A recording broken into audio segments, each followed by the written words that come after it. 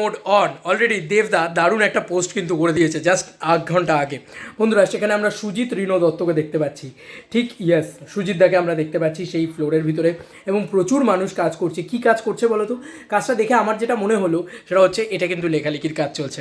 কোন ছবি লেখালেখির কাজ চলছে জানো? Sunday work mode on. আজকে রথযাত্রা, আজকে একটা শুভ দিন, তা আজকে একটা প্রচণ্ডভাবে লেখালেখির কাজ চলছে। আর আমি বলে রাখি, আমি কিন্তু মাইক ব্যবহার করছি না। কেন করছি না? কারণ আমার মাইকটা ঢুকিয়ে দিয়েছি ভিতরে, এবার আর বের করা হয়নি। তারপরে আর কি এই হচ্ছে বিষয়। তো যাই হোক, মূলত যেটা বলার সেটা হচ্ছে যে hey guys, welcome to my channel. আমি মহারাজ, আর আজকে আমার বাড়িতে অলরেডি পুজো চলছে, কিন্তু দেবদার খবর মিস তো করা যায় না। সেরকমভাবেই দেবদা অলরেডি ওয়ার্ক মোড অন করে খাদানের রাইটিংয়ের একটা দারুণ আপডেট দিলেন আমাদেরকে। আমি তোমাদেরকে বারবার বলেছি, খাদান কিন্তু বারবার লেখা হচ্ছে যাতে খুব খুব খুব ভালোভাবে খাদান তৈরি করা যায়, খাদান খুব ভালোভাবে তৈরি হয় যাতে। খাদান একটা এমন প্রজেক্ট না যেটা বাংলা ছবির ইতিহাসকে বদলে দিতে পারে, বাংলা ছবিকে বদলে দিতে পারে, বাংলা ছবির টেক্সচারকে বদলে দিতে পারে। ইয়েস, খাদান একটা এমনই ছবি। তো দেবদা সেই খাদানের লেখালেখির কাজকর্ম নিয়ে ব্যস্ত, এবং দেবদা নিজে ওই ছবিটা হয়তো সম্ভবত তুলেছে, এবং বাকি গোটা টিমটা কিন্তু লেখালেখি করছে, আমরা দেখতে পাচ্ছি সেটা।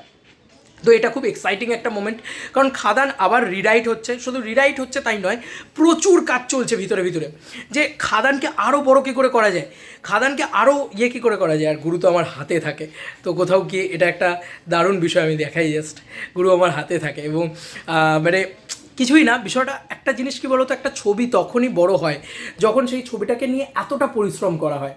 দেখো, এমনি শোনা গিয়েছে এই ছবিটা প্রায় 2 বছর ধরে লেখা হয়েছে, তারপরেও সেটাকে কেটে ছেটে আরও নতুনত্ব করে, আরও বড় করে, আরও গ্র্যান্ডার দিয়ে আরও কী করে স্পেশাল করা যায়, সেই চেষ্টা কিন্তু অল টাইম আমার গুরু করে যাচ্ছে ভাই।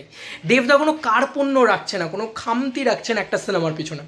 তো এটা কিন্তু কোথাও গিয়ে একটা আলাদাই এফেক্ট ফেলবে। আমার মনে হয় যে বাংলার যে কোনো দর্শক, যে কোনো বাংলা প্রিয় মানুষের কাছে এটা একটা অভূতপূর্ব এফেক্ট।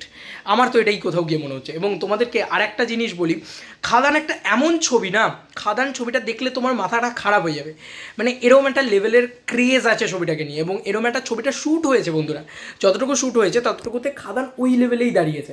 এবার ভাবো যে এত খেটে খুঁটে যখন এই যে সানডে মানে সবার ছুটির দিন, সেখানে দেবদার পুরো টিম সেখানে খাটছে, খাদান এন্টায়ার টিম সেখানে খাটছে, তো এই খাটনিগুলোর মূল্য নেই বন্ধু? এইটা তো হতে পারে না। তো অর্জুন আমাকে পাঠালো এই আপডেটটা, তা আমার জাস্ট কী বলবো, আমার তো বাড়িতে পুজো চলছে, তাই আমার দেখাও হচ্ছে না, আজকে একটু ভিডিও কম বানানো হচ্ছে হয়তো, বাট আমি কথা দিচ্ছি কাল থেকে আবার রেগুলার ভিডিও আসবে বা যাই হোক। তো আমি এখনও জানি না, আমার এখনও অবধি ওয়াইফাই ইনস্টল হয়নি, আমি কী করবো কাল থেকে ভগবান জানে।